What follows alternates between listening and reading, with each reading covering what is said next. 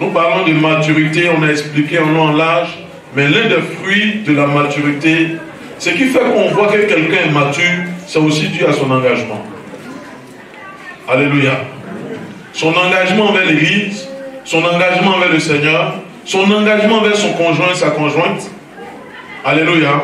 Et l'engagement, c'est l'acte par lequel on s'engage à accomplir quelque chose, une promesse. C'est une décision ferme de réaliser un vœu. Ce n'est pas relâché dans ses actions. Alléluia. Alléluia. C'est être productif et continuellement productif. C'est ça l'engagement. Et dans le sketch, ils en ont parlé. Et quand peut-on dire qu'un chrétien est véritablement engagé dans l'œuvre de Dieu? C'est quand on peut dire qu'un chrétien est engagé dans l'œuvre de Dieu. Tu peux me donner un élément de réponse?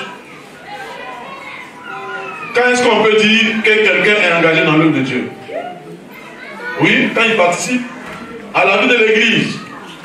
Ça, c'est vaste. Mais c'est bon. Et on doit être aussi engagé. Comme je l'ai dit, nous sommes aussi dans le cadre du mariage. En tant que mariés, les conjoints doivent être engagés dans leur relation de mariage. On ne peut pas le faire à peu près. Sinon, on n'ira pas loin. On doit être véritablement engagé. Alléluia. Et donc, je vais toucher ces deux points-là. L'engagement dans le couple et l'engagement dans l'Église. Pour l'engagement dans le couple, je vais toucher seulement un point. Mais pour l'engagement dans l'Église, je vais le présenter à 3 niveaux. À 3 niveaux. Et c'est des niveaux progressifs. C'est-à-dire l'engagement commence et ça doit grandir. Et quand est-ce qu'on est engagé au petit niveau? Quand est-ce qu'on grandit dans notre engagement? Je vais vous le présenter avec l'aide de Dieu au nom de Jésus-Christ.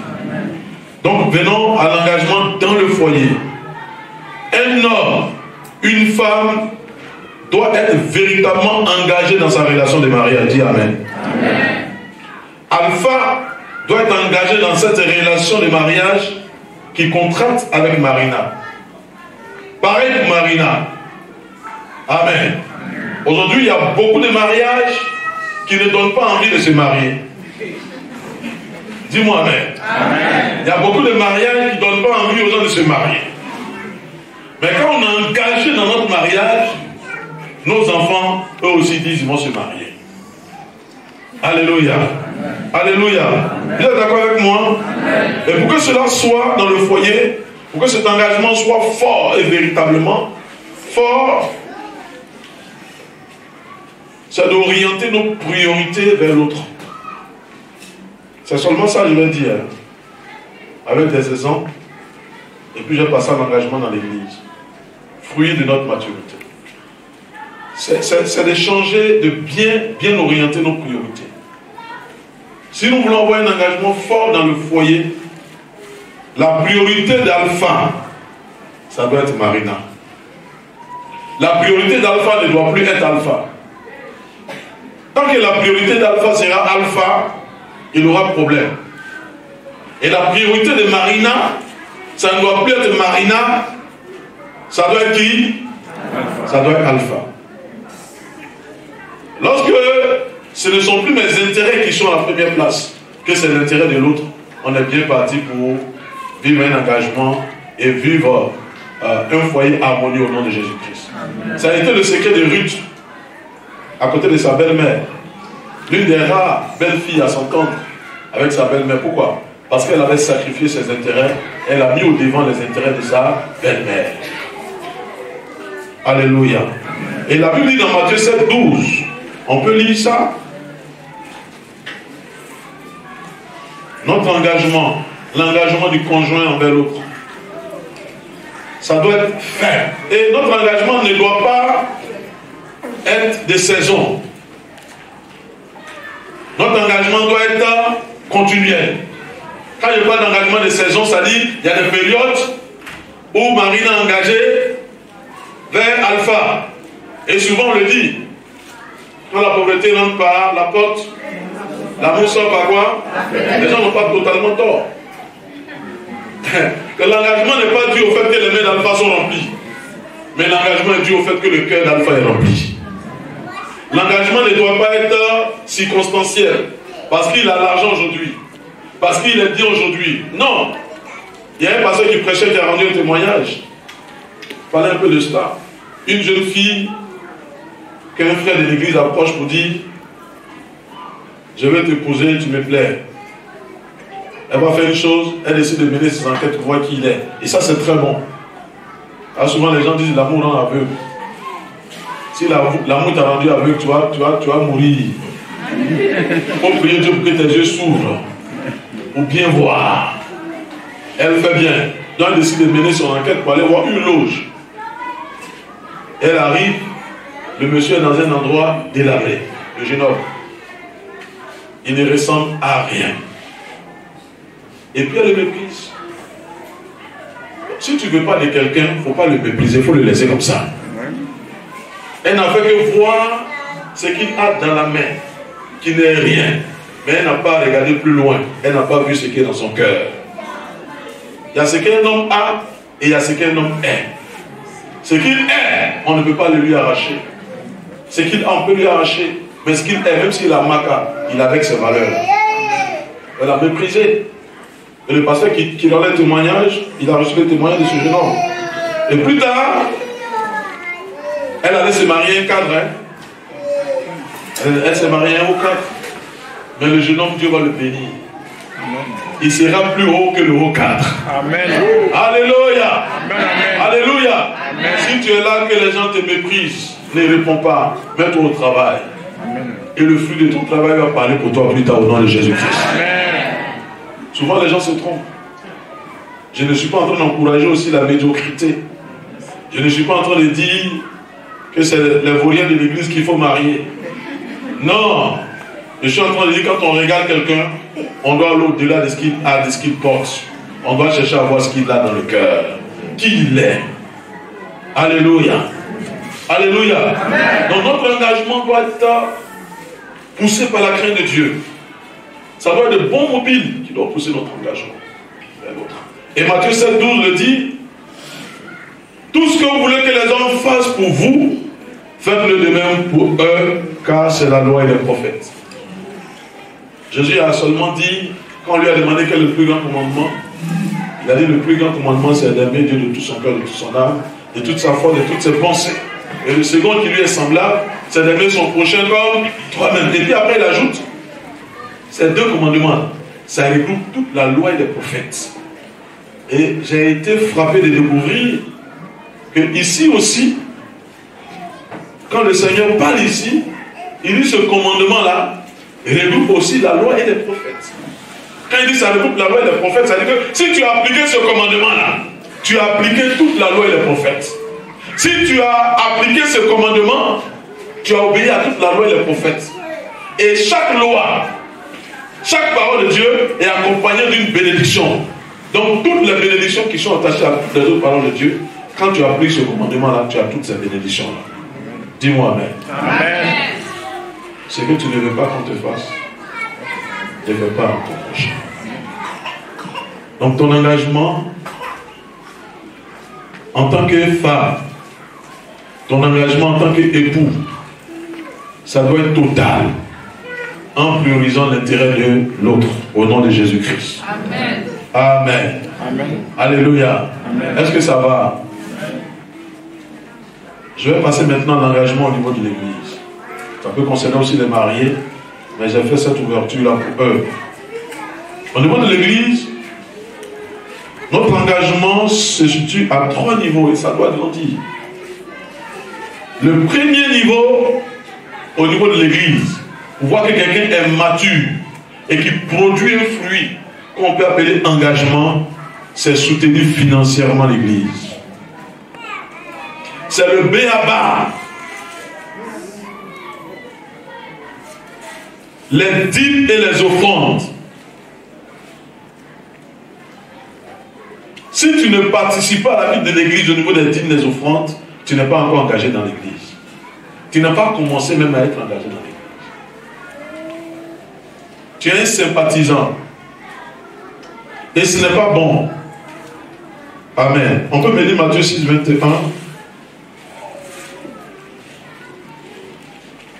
Amen. Oui.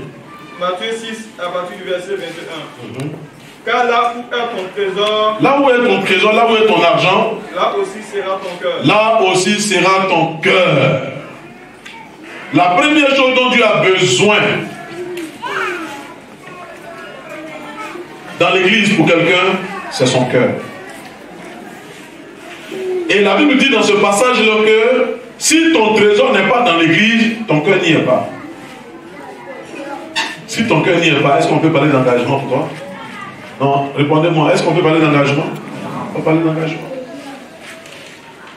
Donc tous ceux qui trouvent des excuses pour ne pas payer leurs dîmes, leurs offrandes, en réalité, ils sont en train d'excuser leur manque d'engagement. C'est tout. Il n'y a pas de chose. Quand quelqu'un vient, il est nouveau, il commence à entendre la parole de Dieu. La question qui doit venir après, c'est comment je dois participer à la vie de l'église. Comment je dois faire pour que l'église, il y ait de la nourriture dans l'église, comme le dit la Bible. Qu'est-ce que je dois faire? Quelle est ma contribution? Mais il y en a qui sont assis là. Ils ont fait des années. Et quand tu viens, que tu es nouveau, que tu ne te donnes pas cette habitude au départ, après ça devient difficile. Ça devient difficile. Je le dis souvent, et c'est vrai. Quand un enfant naît chez les barbus, il aime manger igname. Pourquoi? Parce qu'on ne lui a pas donné le choix. Quand il est né, c'est igname mon ami devant lui. Il veut ou il ne veut pas, c'est igname. Si tu as arrangé pour naître chez les barbus, c'est igname, tu as mangé. Donc, à force de manger, il fait quoi? Il est habitué. Il est aux États-Unis. Quand il ne gagne pas igname, il n'est pas à l'aise. Il est en France quand il ne gagne pas igname. Parce que dans ses débuts, c'est ce qu'on lui a donné. Si c'est un petit du là, c'est Kabato. Elle sauce arrachée. Sauce gaz, c'est ça, non? Maintenant, les gens ont changé un peu. Hein. Souvent, ils sont baoulés, mais en réalité, ils ne le sont pas. Ils le sont de nom. Ils sont du là, mais ils ne le sont pas. Ils sont de nom. Sinon, ce que je parle là, c'est les vrais là. Mais juste pour dire, quand tu rentres dans l'église, quand tu arrives, commence à faire déjà. Habitue-toi, ce qui est bien là, ce que la Bible dit là. Si tu as laissé, ça sera un handicap. On va prêcher aujourd'hui, tu seras fâché. Tu vas faire 2 mois, 3 mois, on ne prêche pas. Deuxième année, on commence à prêcher encore. Donc tu seras toujours fâché. Tu seras fâché. La première étape pour l'engagement dans l'église, c'est fait quoi? C'est quoi? C'est quoi? Être fidèle dans ses dîmes et ses offrandes. C'est la première chose. Si un chrétien dit être membre d'une église, normalement on doit demander où est ta carte de dîmes. Est-ce qu'il y a ton nom dans le registre des dîmes des offrandes? Ça doit suivre. La deuxième chose, le deuxième niveau d'engagement, c'est servir les saints. On doit aimer servir les autres à l'église. Quand quelqu'un aime servir les autres, c'est un fruit de maturité qu'il est en train de montrer, qu'on appelle engagement. Il aime rendre visite aux autres. Il aime prendre nouvelle des autres. Quand il ne voit pas l'autre, il demande. La dernière fois, c'est le groupe Guidoué, ils sont passés chez moi. Et ils sont allés voir la soeur Anno. Et ils ont dit que ça fait un bout de temps, ils ne la voient pas. Elle n'est même pas de leur famille. Et puis, ils ont ouvert mes yeux sur le fait que la soeur, ça fait un bout de temps, elle ne vient pas à l'église. Parce que moi, je suis à cheval entre Koweït ici. Mais la famille peut. Ils sont arrivés, elle était absente, donc ils sont venus chez moi pour attendre. Après, quand ils l'ont eu, je l'ai appelée. Elle m'a dit qu'elle a passé par des moments de preuve. Elle ne se portait pas bien. Elle était malade. Elle dit, mais pourquoi tu ne nous dis pas? Elle a fait sortir quelque chose aussi que je vais corriger tout à l'heure. Elle dit, mais papa, comme on dit, c'est la maturité à l'église là. Donc, je n'ai pas voulu parler de ça. Oh. Donc, maturité, là, elle dit, tu as mal compris, hein? Maturité ne veut pas dire qu'il faut gérer tes problèmes toi seul. Maturité ne veut pas dire ne donne pas de tes nouvelles. t'encourager à prier, t'encourager à être autonome dans ta relation avec Dieu, ça ne veut pas dire couper. Non. Je ne sais pas si elle est là ce matin. Oui, il a fallu. Il y a des gens comme ça. Non, je n'ai pas vu tel, je m'en vais. Mais les responsables des familles, on a mis là ça pour ça. Et quand tu vois que le problème que tu trouves te dépasse, tu m'appelles et puis tu m'informes. Donc le deuxième niveau de maturité, c'est de servir les saints. Et quand quelqu'un dit il a appelé, l'une des choses qu'on doit chercher à voir pour un pasteur averti, il doit voir si celui-là aime servir les saints. S'il aime être au service des saints dans l'église. Et Hébreux 6 dit ceci, car Dieu n'est pas injuste pour oublier votre travail et l'amour que vous avez montré pour son nom, ayant rendu et rendant encore des services aux saints. Les saints, ce sont les chrétiens. Est-ce que tu sais les saints? Est-ce que tu les visites? Est-ce que tu compares à leurs moments de joie? Est-ce que tu partages leurs moments de paix? Le pasteur ne peut pas tout faire. Moi, avant, je ne rate pas mariage. Mais dans ces jours-là, je suis contraint de rater des mariages. Ce jeudi, il y avait le mariage à la mairie de Cocody. Je n'ai pas pu être parce qu'il y avait cours. Il y avait d'autres obligations qui s'imposent à moi. Mais quand toi tu es là-bas, c'est le Seigneur qui est là-bas avec toi. Quand tu es là-bas, c'est le pasteur qui est là-bas avec toi. Amen. N'attends pas que ça soit pour toi. Ou bien quelqu'un qui est dans ton secte. Il faut servir les saints. Dis à quelqu'un à côté de toi, il faut servir les saints. Il faut servir les saints. Commence par payer tes offrandes, tes dîmes d'abord. Et puis il faut servir les saints. Il faut servir les saints. Alléluia. C'est en ce sens que l'église est une famille. Aujourd'hui on parle de la fête des pères. L'église est une famille. L'église ne peut pas être autre chose qu'une famille. Et notre véritable Père, c'est le Père céleste. Et notre grand frère, c'est Jésus-Christ de Nazareth. Ils sont des modèles qu'on doit suivre. Partager nos joies. Partager nos peines. Se visiter, on met nos titres de côté. Et puis on vit en famille. Alléluia. Alléluia. Quelqu'un a envoyé un message ce matin sur la plateforme des anciens diaconesses.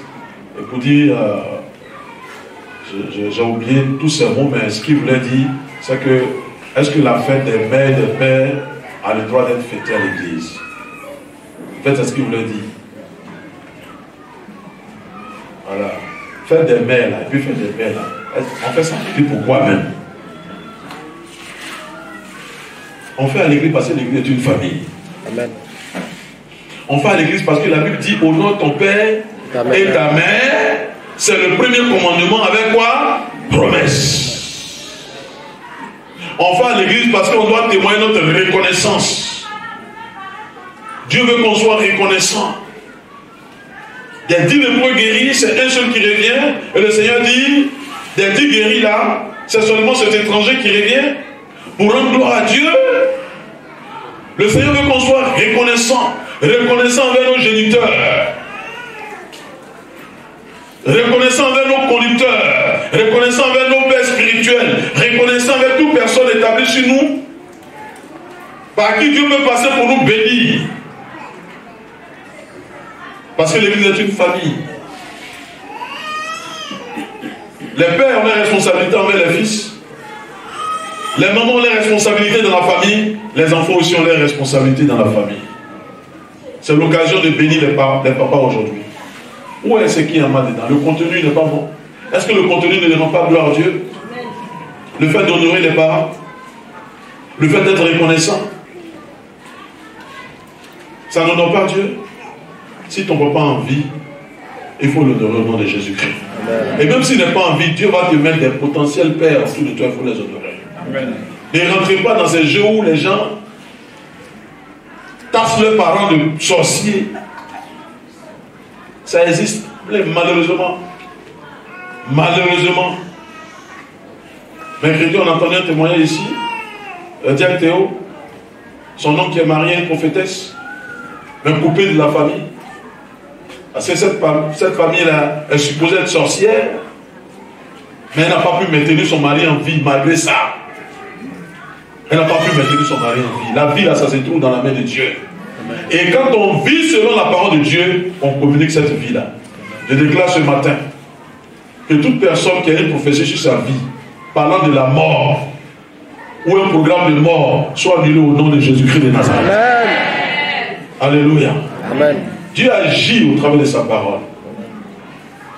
Quand on obéit à sa parole. Donc, dans l'église, celui qui est engagé comprend qu'il doit vivre comme il est dans une famille. Et dans une famille, on se soutient les uns les autres.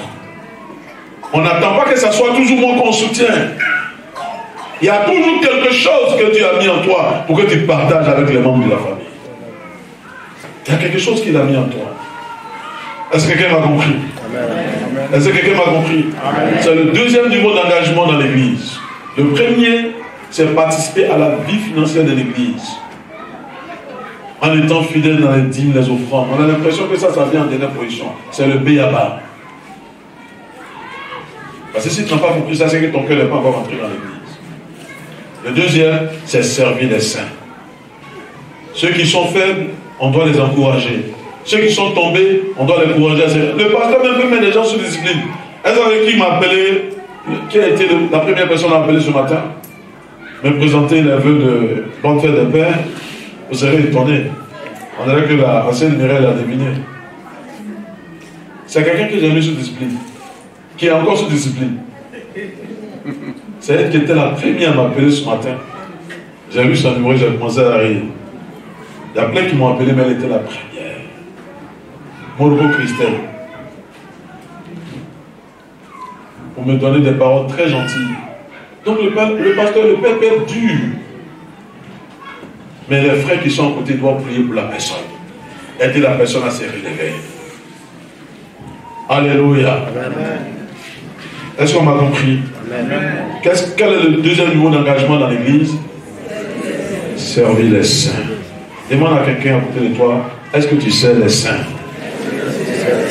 Alléluia. Commence à servir les saints. Il y a quelque chose que tu peux faire. Dieu t'a équipé pour que tu fasses ça. Que le Seigneur nous bénisse. Le troisième niveau pour terminer,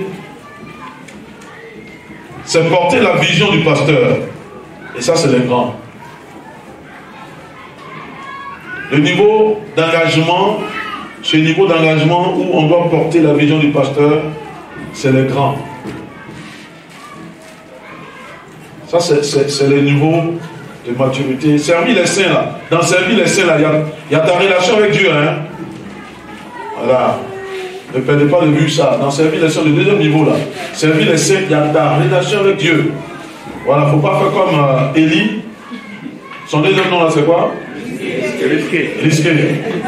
Donc, il ne faut pas être un Élie risqué. Mais il faut être un Élie transformé. Alléluia. Servir les saints, il y a ta relation avec Dieu. Parce que c'est ton engagement avec Dieu même qui te donne la force d'être engagé envers les autres. Supporter les autres, les aider, comprendre, être sensible à ce qu'ils vivent. On ne perdait pas de vue ça. Et le troisième niveau, c'est porter la vision du pasteur. La vision, c'est ce que Dieu révèle au pasteur. Parce que Dieu, il a déjà arrêté ce qu'il doit faire. Mais il fait la grâce au pasteur de lui révéler ça. Pour que ceux qui sont avec lui, Dieu leur donne la force de réaliser ce que Dieu veut qu'on réalise. Et le diable fait en sorte que beaucoup de personnes ne rentrent pas dans la vision. S'il n'y a pas un homme visionnaire, s'il n'y a pas un père visionnaire sur la famille, s'il n'y a pas un pasteur qui a la grâce de recevoir la vision de Dieu, l'église va tourner en rond. Et l'église n'ira pas loin. Amen. Mais quand la vision est donnée, très peu s'engagent. Les gens disent oui, ils acclament. Mais quand ils sortent, la vision de cette église a fait partie de beaucoup de personnes. Même l'action de grâce, je suis en train de parler d'aller loin même. L'action de grâce dimanche dernier là. Il y a des gens qui ne sont pas venus à l'église à cause de ça. Bon, si tu n'étais pas là, je ne parle pas de toi. Si tu n'étais pas là que tu es venu, je ne parle pas de toi. Je parle de ceux pour qui c'est vrai. Mais aussi, ça peut venir aussi d'autres personnes. Madame Jonas est là. Voilà. Madame Jonas disait qu'on allait à Mans, et l'église dans laquelle ils sont, le pasteur disait que la vision qu'il a là, s'il met devant l'église, les gens vont partir de l'église. Et c'est à elle d'enseigner le pasteur. Là, j'étais là, en train de dire ce qu'elle lui a dit. Hein. Non, pasteur Franck, il ne fait pas comme ça. Hein. Que quand il est venu dans l'église, le premier, là, le pharmacien, il a donné une vision, il est parti. Hein. Moi, je suis assis, il n'est pas là. Hein. Il est parti. Hein. Papa Mamadou Karambiri a dit une fois qu'il a donné la vision à ses responsables, dans le bureau, ils sont sortis. Il a ouvert la porte, ils étaient en train de l'insulter derrière là-bas. Mais lui, il a même vu quoi? Il nous envoie. Quand vous avez quelqu'un comme Moïse, et puis il dit, Dieu m'a dit, la route pour aller à Canaan, là, c'est court ici, hein. Mais nous, là, allons-y passer là-bas.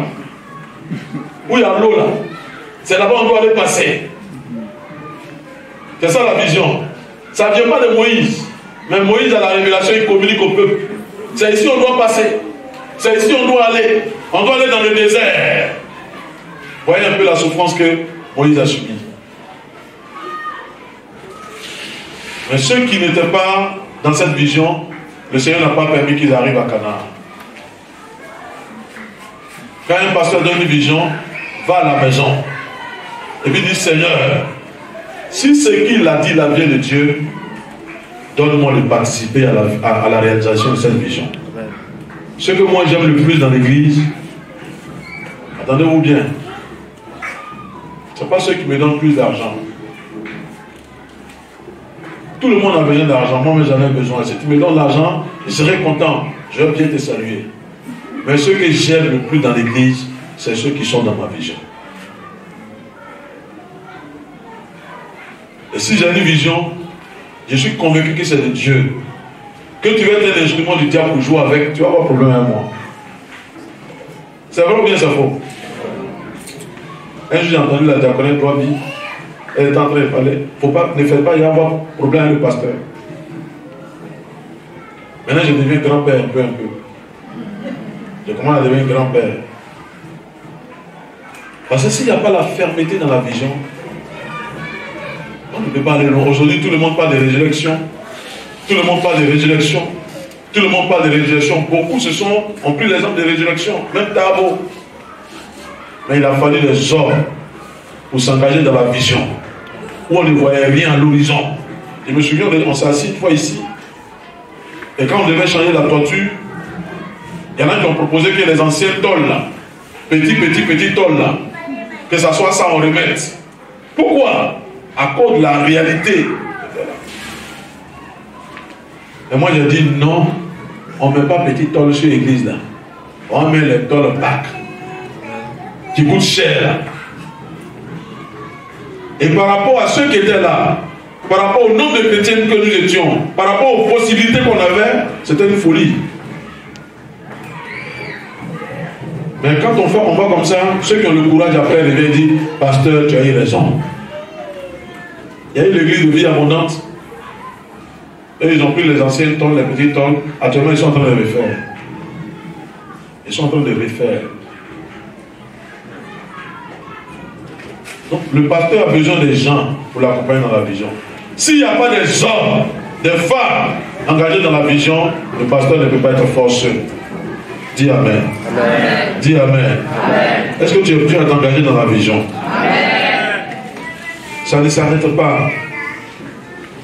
Il y a eu des fois ici, on a dit on va souffler. Je me souviens d'une année, quand on a fini de bâtir mes centres, j'ai dit bon, on va respirer un peu. C'est au moment où j'ai dit on va respirer là. C'est là où on nous apprend que le terrain là, il est en vente.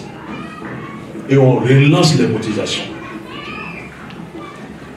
Mais tous ceux qui sont sacrifiés pour la réalisation de ce lieu, pour que cette vision s'accomplisse là, ils seront bénis au ciel au nom de Jésus-Christ. Leurs enfants seront bénis. Leurs petits-enfants seront bénis. Au nom de Jésus-Christ. Alors, si ça ne venait pas de Dieu, on ne serait pas là. Même le baptistère. Des fois, quand je regarde, je dis, mais Seigneur, tu es formidable. Ce mois-ci, on a fait un baptême de combien de personnes? 26 personnes. 26, mais les 26 là, nous, on a combien dedans? 6. On n'a que 6. Mais pourquoi est-ce que 26 se retrouvent ici? C'est parce qu'on a eu la vision, par la grâce de Dieu, de faire ce baptistère-là. Et tous ceux qui ont été baptisés ici, il y a une marque de cette église sur leur vie.